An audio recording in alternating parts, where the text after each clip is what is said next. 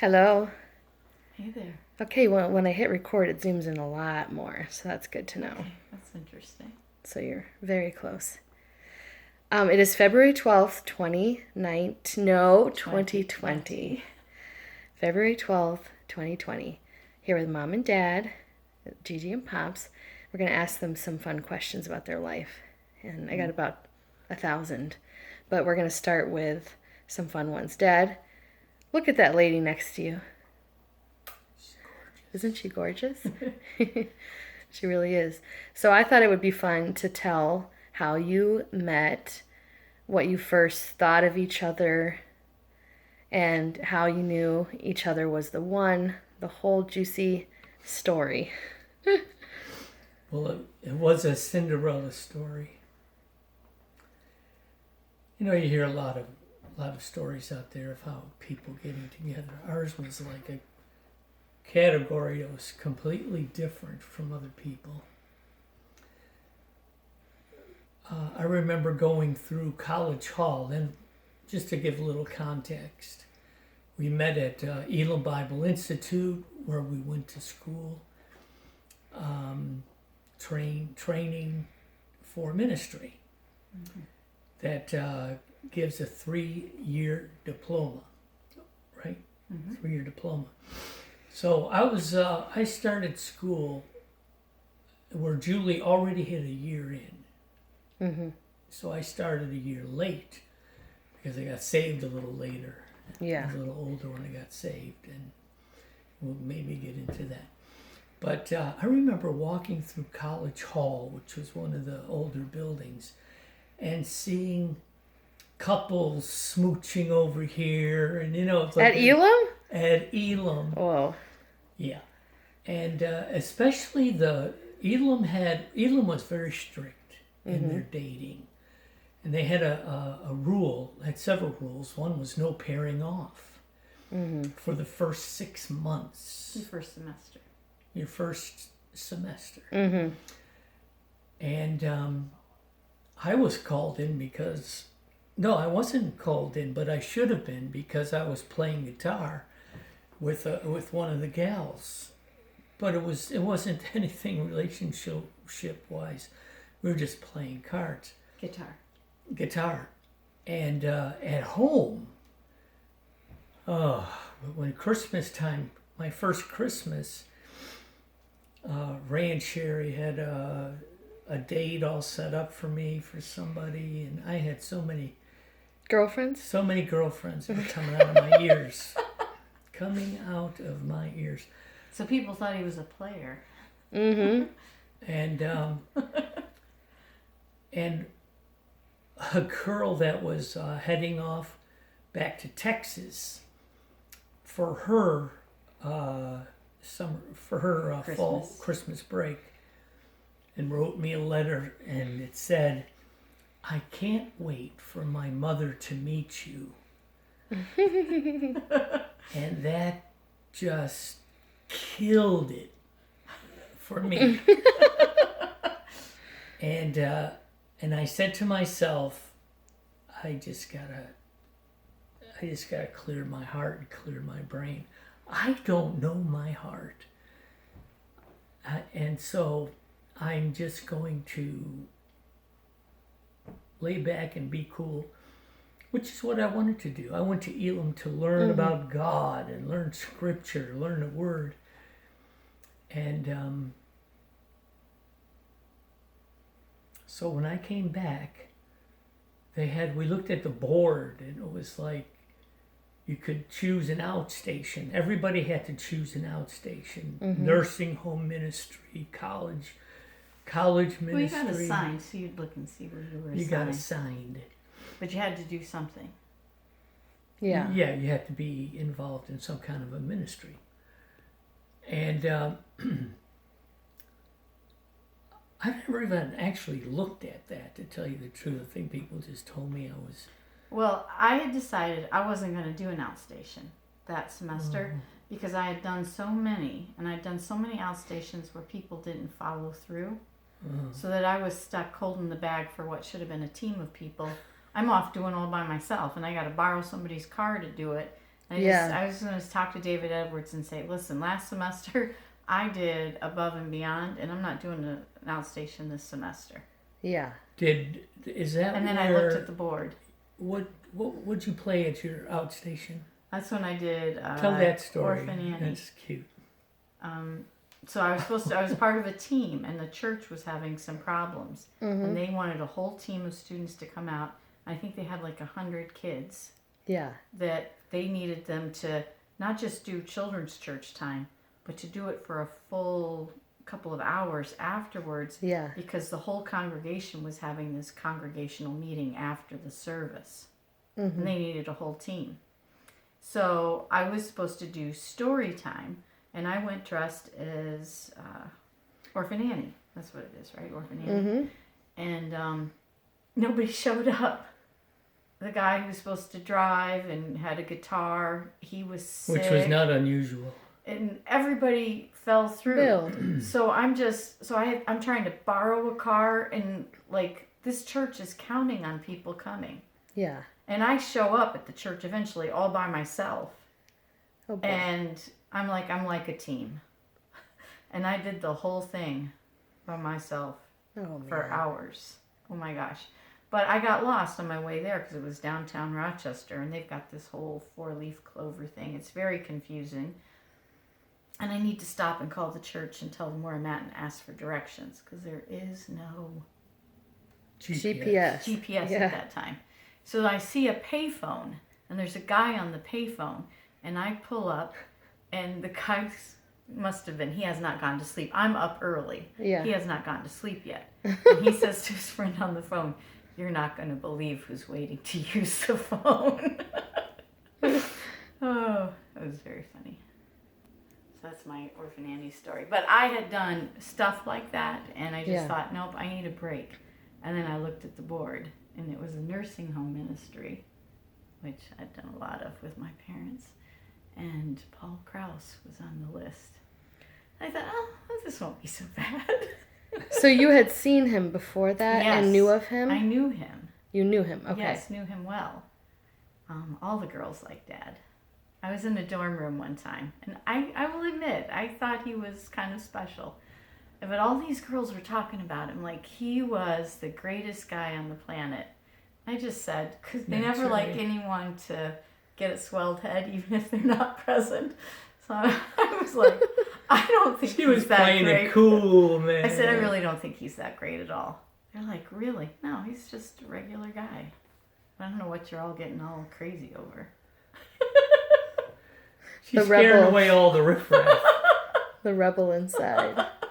But I remember Julie running through. It was about 8:30 at night. The guy's dorm? I saw a flash. Oh, no, this was just building. Somebody. Yeah, I'm in College Hall again. That's our main male, and you just the dining room is there and everything. And I see this flash go by, and I'll never forget it. Just what? Who was that? That was me dressed as Orphan Annie. You saw Orphan Annie flash by. I think I did. It's like What was Bigfoot, you know. Because she didn't want anybody to be, Julie. She didn't want anybody to see her. Yeah. Like that. So she ran upstairs. Meanwhile, there's a whole big story behind the Orphan Annie and Scott No, it's not Vonderheide. Scott Vonderheide. Guy. Oh, Guy. Some little. Yeah. Okay. Well, he wanted a picture of me. I just thought that was so weird. Guys are so strange. Anyway, so I took a picture. Did he like you? Yeah. Oh. So I took a picture of an Orphan Annie doll. And when he developed his pictures, he was really hurt. So I dressed up. That's the first time I dressed up as Orphan Annie. So I dressed up as Orphan Annie and went down and took a picture with him. Oh, you're so sweet. I felt bad that I really hurt him. I didn't mean to hurt him, but I just didn't want some guy having a picture of me under his pillow. Weird. Oh, icky. That's hilarious. I loved giving all the boys pictures of myself. Yeah, I wasn't like that. And girls would get all crazy about, I wasn't like that. Yeah. Mm-mm. So tell the story, Dad, though. Like, you're at college and you're older and you see Mom and she's giggling with Karen, I think. Yeah. And you're kind of like... In my heart, I looked at Julie and I thought, and this is now past all the girlfriend stuff. I've gone cold turkey. You're very serious at this point. Yeah, and really the reason why I rekindled the real reason why I went to Yale Bible is to study the Word, and I all that stuff was just like landmines on the side of the road. Can I say something in defense of your father? These girls were setting him up, like, to make it feel like it was God was in this. Well, I don't like people that play God. And they were just so happens, because they were, like, Marcia Johansson was friends with Lisa. And so they were like, they were inviting Dad, and just so happens, and wow, and Lisa's there too. It just kept, wherever Dad went, oh my gosh, this is so interesting that we're both here together. So it felt like it was God. It wasn't. It was some girls with some real negotiating skills. Stalker Yeah. skills. Yeah. Let's go to the outstation ministry. Well, hold on. She's giggling and you thought... Yeah, what did you think? You Is thought something- she's- Oh, just I a said, with all that. So the orphan Arnie story, and then one time I was this is my second year. Yeah, and you're president of your class. So you want me to jump to the second year? She wants the story. Okay. We're in Brother Edward's office, Karen and I. And I'm outside. I am outside sitting in a chair outside their offices. The that are waiting back area. there. Uh-huh. And I hear this loud giggling and laughter. And I'm there because I am the president of the junior class at that time. Mm-hmm. Yeah. And we were selling these cups, Elam, and I had somebody do the printing of cups. Coffee mugs. Elam Bible, Yeah. the logo of Yeah. Elam. And but I needed to get permission so I could put them for sale in the bookstore. So who's in charge of the bookstore? The guy they're talking to and laughing. Vice president of the school. David Edwards. Karen, my best friend's dad. Oh, that's cute. So And we're in there with him laughing our heads off. And I'll tell you the story after. I'm just thinking. And you got turned down. Yeah, well, I looked at Julie and I thought, well, she's kind of cute, but she's so young. Oh my gosh, that's Yeah. in my I thinking. was young. She was 18, I was 25. I started Elam, I was 17. Whoa. Turned 18 in October. So she was a kid. Yeah. And so all this giggling's going on. And I've heard the giggling before with her and Karen, just out and about. I just thought, wow, she's a cute girl, but she's really young. Yeah. And I kind of just ruled her off to the side. Not completely, but off to the side. And so I go in there and talk with Brother Edwards, and he says, no, you can't sell those on campus. Yeah. In fact, you should have never got those printed. That's part of the... And I didn't understand this at the time. I just accepted it as like a big slap in the face. Yeah. But I understand today with how legal things work and Logos. logos Oh, in yeah. schools. Oh my gosh, so I really did a boom. And they never had like any kind of school paraphernalia you could buy. There was no policy. Okay. So you thought, wow, I'm really meeting a need here. This is Yeah, cool. and everyone loved them. Swag. They were sold Oh, sweet. person to person like crazy. Everyone was buying them. That's Yeah, cool. it was they were cool, They were cool. and they were used for a school function. That's why I didn't know why I had to have They had to permission raise money for the junior senior bank for the bank. Mm-hmm. That was the main job. That was my main job as president. of the junior class. But anyways, going back to where. Can I tell why we were giggling? 'Cause Oh it's yeah, fun. we got to go into that. Okay, so Al Shoebridge was one of our teachers. And he was the greatest Greek language teacher you could ever have. We sang in Greek. He made the whole thing fun. Yeah. I mean, he was never had amazing. that class. And people who didn't have Al Shoebridge hated Greek. Gwen was just writing about Because we had that. this guy who you couldn't even hear him. He Yeah. mumbled. Gwen was, It's horrible. you know, she was writing on Facebook about that recently, that anybody who didn't have Al Shoebridge hated Greek. Everyone who had Al Shoebridge loved it. He made what could have been the most difficult class the most fun. But Brother Edwards calls Karen and I into the office and says he's taking us out to dinner. Like, we're so poor, we never go anywhere. And even when all the students are getting invited to faculty houses, because Karen and I were like there, it was home to us. Right. Peas in a pod. We never got to go to anybody's house. We always had to eat in the cafeteria.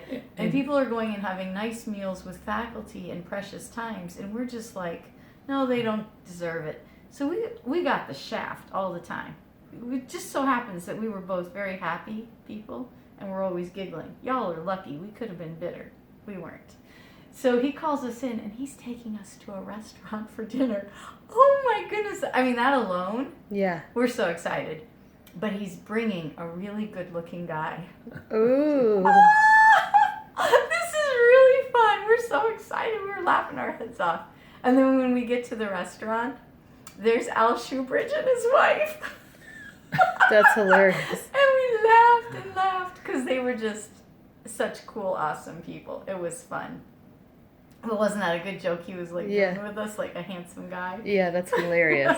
So you can imagine, I go in and I get The shaft. The shaft slap in after the face. we were just living it up. And so my perspective was Julie's Royalty. going out with the faculty, I'm royalty. having dinner He's with nothing. this faculty member, that faculty. Giggling. David Edwards was the president, vice president of Elam, and here I am,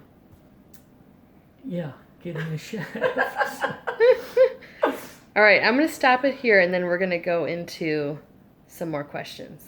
Okay. So hold on, because we heard a lot about girlfriends and boyfriends. I want to hear more about you guys. Okay. All right.